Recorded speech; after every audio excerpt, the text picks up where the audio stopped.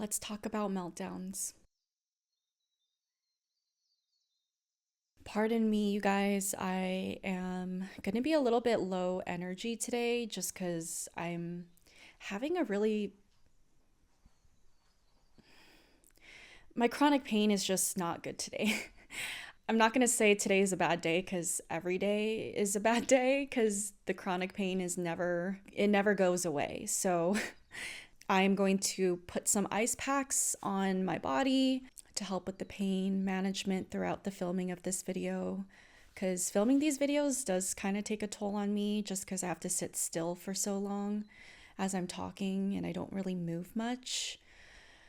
So yeah, wish me luck, you guys. Meltdowns, let's talk about it. I'm not really quite sure why I wanted to talk about meltdowns for this week's topic. It wasn't something I was planning on. Originally, I was going to go over some lists of what social deficits could look like when you're a high masking autistic, just because a lot of people don't understand what social deficits can look like when you are a very successful masker and scripter. That was my original idea that I was going to do this week, but I've just been feeling very drawn to talk about meltdowns instead. I don't know if it's because I feel particularly vulnerable physically, and I recently had a meltdown, I think a few weeks ago as well, and I've been helping some of my clients navigate the topic of meltdown. So I think meltdowns has just been really heavy on my mind. And I wanted to talk about, the concepts of meltdowns, my experiences with it, particularly what my meltdowns look like before my diagnosis and after my diagnosis. I think this could be a really, really interesting topic, so let's just dive into it together. For those of you who don't know, I was diagnosed with autism pretty late in my life. I was diagnosed when I was 25 or 26, I forget. I'm so bad with numbers, I'm sorry. And so what that means when I say I was diagnosed late in my life is that I went through most of my life, the significant years, especially of development, through childhood, teenagehood, young adulthood. I went through all those years not knowing I was autistic. I don't know why I'm already feeling emotional. Yikes, Irene. This is going to be a long episode if I'm already feeling emotional. I was reflecting this past week on what did meltdowns look like for me throughout all those years before I knew I was autistic. And I haven't completely sorted through that concept yet in my own head. So you guys are kind of seeing me do it for the first time here. I'm going to be talking about it out loud like a stream of consciousness. So I apologize ahead of time if I just start randomly crying. Just know that this isn't something that I've completely thought through yet. And I'm sure some of you can relate to what that feels like, of just kind of feeling in the back of your head or your heart like something's there, but you haven't processed it yet. And so once you have time to sit down and address it, you're like, I know for sure there's like a density there that once I start unraveling it, it's going to be pretty intense, like the feelings that start to come up. I definitely feel like my meltdowns have transformed in the way that they looked and therefore affected me physically, emotionally, all that stuff throughout different parts of my life. When I look back and think about me as a child, I feel like how I dealt with meltdowns then is kind of similar to how I'm choosing to deal with my meltdowns now. So it's dealing with it in a more natural way, a way that feels natural to me at least. And what that means is when I have a meltdown, I express it. It's a very physical experience. And I want to be as candid as I can in today's episode, because when it comes to the topic of meltdowns, I think sometimes we can grow so detached from what it really is and what it could feel like for a lot of us autistics. Because once we're not near a meltdown, or even like a few days away from a meltdown or whatever, I feel like we could sometimes forget how intense it is. I really want to highlight to you guys that meltdowns is just a part of the autistic experience. And it really doesn't matter where you are in your journey. It doesn't matter how good you're doing with your mental health or your life. if you're autistic, your meltdowns can still be very visceral, very scary, and very intense. I, to this day, still have pretty intense meltdowns. And I want to say that and share it with you guys because I don't want you to feel ashamed of your own meltdowns and to feel like you're broken in a sense. Because I can understand how that feels, because having those meltdowns can be very scary. And I feel for not only the person that has the meltdowns, but I honestly feel for the loved ones who have to witness it because it's very scary. And I don't want to downplay meltdowns. And that's the nuance of this topic. That's the hard thing, right? Is that I want to normalize meltdowns in a sense where we could begin to accept it more and more into our lives and not feel as ashamed about it.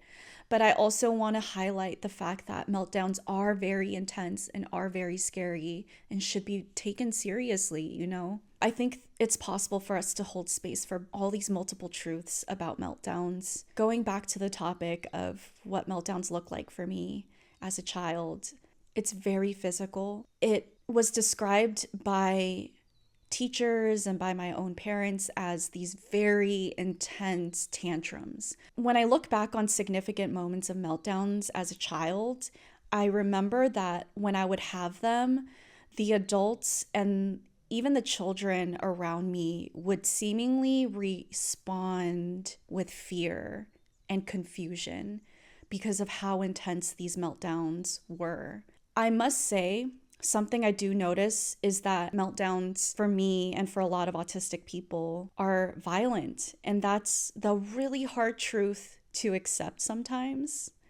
And I think that's the stigma as well behind meltdowns, is that because autistic people during meltdowns have self-harm type of behaviors that helps us regulate, people want to try to subdue us from being able to regulate ourselves that way, when in reality, it's almost necessary to regulate yourself like that in that moment. And of course, this is going to be very different for everyone in different circumstances, right? But I'm going to try to as carefully say that for me as a child and even now, like these violent or seemingly violent aggressive stims help me. Like they genuinely help regulate me. And even saying that out loud, if I'm going to be honest, makes me feel a sense of just, I don't know, like fear of what other people think of me.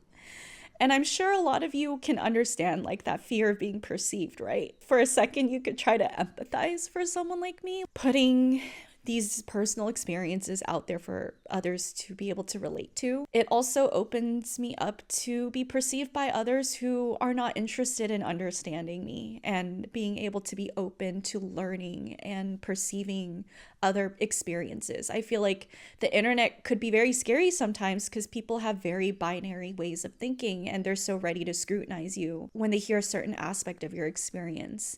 They're so quick to draw conclusions of like, well, it doesn't matter why or how, but if you ever do anything that's related to self-harm, that is not a form of regulation, that needs to be fixed, that needs to be addressed, things like that. And I'm not saying that it shouldn't, I'm not saying that you should use autism as an excuse to be like, you know what, when I'm having my meltdown, slapping myself or pinching myself really hard until I'm bruised is just how I regulate myself, and I'm not going to do anything about it to like do anything otherwise because that's just how I regulate. I don't necessarily believe in that, but I also don't believe in pinholing people into binary labels of like, this means you're a good person or a healthy person, and this means you're a horrible, unhealthy person. I remember one of the most shameful meltdowns I had as a child was when I was being physically locked into a room by a teacher because I wasn't doing the homework assignment that she wanted me to do. And so she literally physically locked me in the room. And when I tried to get out, she stood in front of me in between the door and blocked me from being able to open the door. And that was very, very triggering to me, not only because of my family history and what I was going through at home, but just feeling like I had no way out, right? And I was so overstimulated as well. And so I started to scream, cry, and I took the piece of homework assignment that she was trying to have me do, and I literally just kept ripping it up into hundreds of pieces. It wasn't just like a few seconds of ripping it up just to make a point. I went on for 30 minutes just sitting there ripping up all the paper into more and more pieces of paper, and like all the paper ended up being that small. Like it filled the whole room. I don't really remember what happened. I just remember that she at some point left the room to go get another teacher because I think she was taken aback with the meltdown that I was having. I mean, honestly, I don't know why she's surprised, because what do you expect when you're literally locking a child in a room and physically not letting them out? Like, I don't know what she expected, but that's like a whole other topic of like people who push you into these meltdowns and then being so surprised once you're actually having these violent meltdowns of being like, oh, this is not expected. Why is this child reacting this way, or this person? And there was like a nicer teacher that came in at one point that tried to like gently talk to me and get me to stop ripping up the pieces of paper. And I just was nonverbal the whole time, continuing to rip up the piece of paper. I didn't make eye contact with anyone. I don't even think I fully grasped what was happening around me at that point until my mom finally came into the room, and she was just like, what is going on here? And I remember she went to go apologize to the teachers for my behavior, and she didn't really comfort me or ask me what went on. And we just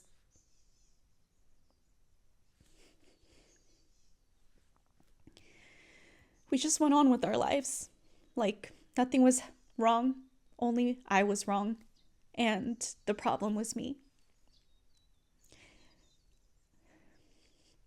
I think moments like that really shaped how I approached my meltdowns moving forward. So for those of you who have been watching my videos for a while now, you know that when 5th grade to 6th grade rolled around, I started to already develop depression. And this was when I started to mask a lot more because I was constantly being reprimanded for my behavioral problems. And so I started to mask a lot more, mask over those behavioral problems, start to suppress myself in every single way possible. And I was basically like a shell of a person from 6th grade all the way through even college. I felt like I started to internalize all of my meltdowns. That's something that I don't think a lot of people talk about. I've seen some people share about that experience, especially autistic women on TikTok. They share about the experiences of having internalized meltdowns because we're so used to seeing meltdowns as these very violent external experiences, right? And I did have those meltdowns too, but I also had those internalized meltdowns for probably majority of my life, honestly.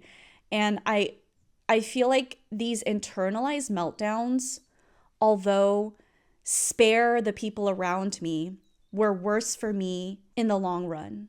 They were more painful. And I just kind of want to conceptualize that really quick and talk about it with you guys. What do internalized meltdowns look like for me? I feel like my internalized meltdowns were basically when I was in so much distress that I was having a meltdown, but I was literally keeping myself from physically letting it out. So suppressing my stims, suppressing the cries and the grunts that I needed to let out verbally, suppressing every aspect of regulation that could have somewhat helped me for the sake of allowing others to feel more comfortable and not be scared of me. But what I felt on the inside was still just as intense. What it kind of felt like was that explosion happening, but because I contained it all the way back in, the explosion got condensed into this really hard, dense ball in the middle of my body. And it stayed there and it didn't go away because For meltdowns that you let out and you have it become an external experience, and you have all of these intense, sometimes even violent stims to regulate yourself, that almost allows you to get through that meltdown and ride the wave quicker, right? You get through it in a matter of, let's say, 15 to 30 minutes. But by the time you ride it out, you feel somewhat like relaxed and regulated after. You might feel exhausted, but at least it's like out of your body. Whereas an internal meltdown, it stays in there and it doesn't go away. And I feel like for me, what that would look like was very intense derealization, depersonalization. When I had consistent internal meltdowns, I felt like I had chronic brain fog. I couldn't formulate thoughts, sentences at all. I couldn't even conceptualize life. I was so detached that like the concept of like going to school and going to however many classes, 6 classes a day, 5 days a week, I just couldn't conceptualize why we were doing all of it. I couldn't conceptualize why certain rules were there, and therefore it was harder for me to follow because it just didn't make sense to me. Like even the dumb rule of like girls aren't allowed to wear spaghetti straps, or put their hands down and your shorts or skirt had to be past your fingertips. Even just objective rules of like when you're writing an essay, you're supposed to have a thesis, a plot, this, that, climax. I couldn't conceptualize any of these things. I was horrible in classes because of that. And it wasn't because I had a low IQ necessarily. I remember so many days in high school where I would be standing in the hallways, just hearing the hums of all the voices and just feeling as if I was out of my body. Chunks of time and memory during these years just are not there. I'm reading a really amazing educational book right now called The Body Keeps Score. And there's a part of this book where they explain how people with PTSD, which a lot of autistic people have PTSD. When we are going through triggers, the left side of our brain that is in charge of logic is also in charge of speech, and it helps put together timelines and helps you problem solve. That part of your brain shuts off, and you're kind of subjected to only experience things through the right side of your brain, which is like your sensory experiences, processing images, textures, things like that. And sometimes even then, people will shut themselves off to those experiences. So you're basically shut off from both sides of your brain. And I definitely feel like having consistent internalized meltdowns forced me to shut myself off from both sides of my brain. Because during these years, I was so disconnected, not only from my own body and logic and the environment around me, but I was shut off to my own emotions, my own sensory experiences. I feel like I was kind of hyposensitive during this time. And that's not something we talk about either. We oftentimes talk about hypersensitivity with autism, but I went through many years being hyposensitive. I literally have a full body tattoo upon other really big tattoo pieces all over my body. And during this time, I felt like I didn't feel the pain. I genuinely didn't feel the pain. And if anything, the pain from tattoos brought a sense of calm to me during that time in my life. And right now, I don't feel that same way. Right now, I'm hypersensitive. But during the years where I internalized my meltdowns, I was very hyposensitive. And I think that was a result of being so disconnected from my body. And I feel like internalizing all of that pain, honestly, is probably what developed all of my chronic illnesses. You know, if you think about it, you don't have to be a doctor to be able to piece these things together. If your freaking nervous system is constantly going off and your parasympathetic nervous system is not being accessed and not working properly, you are bound to develop chronic illnesses because your body is not meant to handle all of that stress. I feel like for those of you out there who may not have these external meltdowns, I want you to ask yourself, how disconnected are you from your body? Like genuinely disconnected. How bad is your brain fog? Is it hard for you to formulate any sort of thought? And how hyposensitive are you to different sensory stimuli? I'm not going to say that I didn't feel emotions, right? I did feel emotions. It's just I felt disconnected from understanding those emotions. And that's part of the brain fog. I couldn't process what those emotions were, let alone how to express it in a linear way. Going from college into the years after college, there was like a significant transitional point where I started to foster a lot more peace and regulation in my life because my living situation was a lot more stable. I started to foster a sense of safety and stability is honestly what it was. And I think because of this, there were moments where I couldn't hold and internalize the meltdowns, even if I wanted to. And I would have meltdowns in public. Usually these were in settings that consisted of a system. So hospitals is one of them, school is one of them, work would be another one. Because my meltdowns were always correlated with getting lost and taken advantage of within a system and being very confused and helpless. So I would have these externalized meltdowns for the first time in years in these public settings around other people and in front of other people. And when I was having these externalized meltdowns again, I didn't know what they were. And during this time, I felt a deep sense of like shame around it because in these moments where I would have these meltdowns, I felt like I couldn't control it. It just happened. And while it was happening, I almost felt this sense of like, I don't know what's going on. I don't know why I'm in so much distress, but I am so helpless right now that I can't do anything about it other than let it out. And also during this time, I started to develop a lot of health issues. This is when my endometriosis started to get really, really bad. But once I got diagnosed with autism and I realized what was happening to me, I made a conscious effort from then on out to allow myself to actually externalize my meltdowns and regulate myself through those meltdowns. And that's kind of where I'm at right now. Like I said in the beginning of that video, my meltdowns as of now is similar to what my meltdowns look like as a child.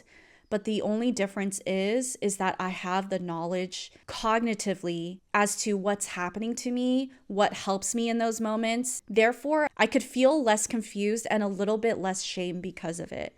And I think the shame part is something that takes time to really alchemize. But that isn't to say that it isn't scary. I still feel a sense of fear of how intense these meltdowns can be for me and how that looks, especially around my partner who is here to witness them, right? And helps me through those meltdowns. I tell my partner certain things that could help if he wants to be there to help. This part is going to be different for everyone because some people prefer to navigate their meltdowns by themselves because it is such a deep, shameful experience. I'm not here to invalidate that. You know, everyone has their own growth journey that they're going through. For me, I do actually like having my partner there to be there to regulate with me through my meltdown. And this isn't for every person, right? Meaning I wouldn't trust any person to navigate my meltdowns with me.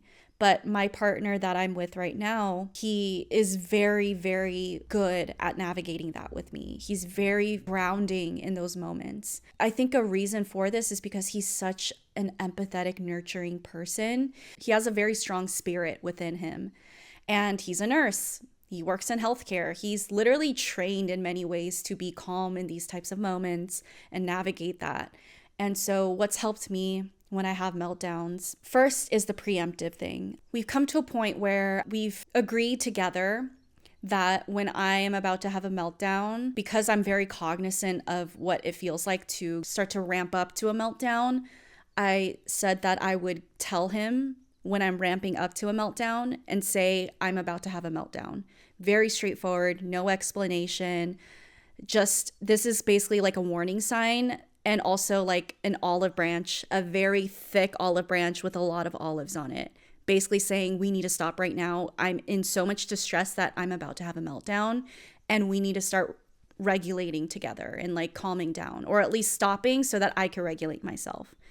So we've come to that point where we agreed on that. And it's helped a lot because there were many moments where through the escalation process, I was able to say, I'm about to have a meltdown. And he was able to respect that. And we could take our space away from each other if needed, or take a space away from the situation, and we could regulate together, or I could self-regulate. For me, when I'm having my meltdown, I am first of all crying But the cry isn't a normal cry. It's a very verbal cry. So I'm grunting, I'm wailing, that type of guttural cry. I usually find myself curling up in a ball of some sort. And when it gets really, really intense, because a meltdown has like waves to it, right? It kind of like gets more and more intense as you're like letting it out. And usually at that point, that's when I could have more harmful physical stims. So the way I'm regulating myself could be pinching my own skin, right? It could be hitting myself. It could be, hitting the ground so hard that my hand could be broken if I'm not stopped. Things like that. And usually when I get to that point, my partner will come and he will hold me. This isn't going to work for everyone, but for me, it's really helpful because I trust my partner, and that's something that would actually bring me a sense of comfort and regulation. And something that he's done that I didn't even ask for, but he did through his own intuition that's really helped is because I use my hands a lot when I'm having my meltdowns in harmful ways. He squeezes his hands into mine. He sometimes even has to like pry my fingers apart because I'm so like balled up and tense that he will squeeze his hands into my hands and like literally get his way in there, like wedge his way in there. And he will tell me to squeeze his hands. And this has been so helpful for me. I don't squeeze his hands because I don't want to hurt my partner, but it's the thought that counts. The thought of him knowing what I need, not making me feel bad for it or ashamed, but just basically letting me know like he's here for me and he's here to help in a way that's not shameful and is actually very, very validating. And usually when he does that, that's for some reason enough to like kind of get me out of the height of my meltdown. And I start to like come down from the meltdown at that point. And sometimes I'll come back up again into another wave.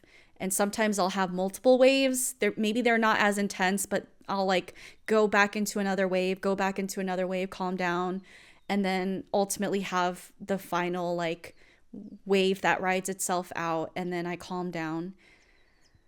And that's kind of what my meltdowns look like at this point. I'm so thankful for my partner for being able to be there for me in these moments and witness me in these moments and not make me feel bad or broken or make me feel like I'm scaring him, because sometimes I think a lot of us do try to have our meltdowns in privacy or internalize our meltdowns because we're not wanting to scare other people. Like even in those moments of very intense distress, we're thinking about others. That's the thing.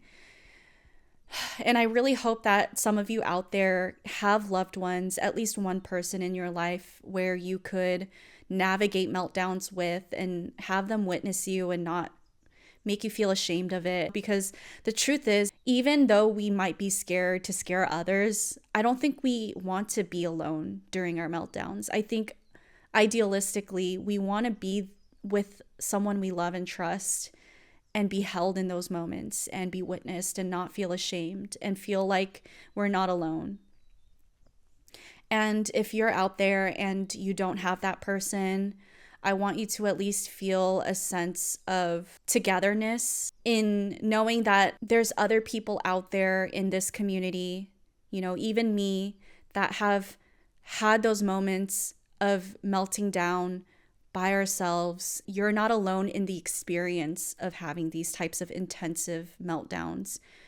So at least know that you're not alone in this world in that experience. And I just kind of want to leave it at that, honestly. You're not alone.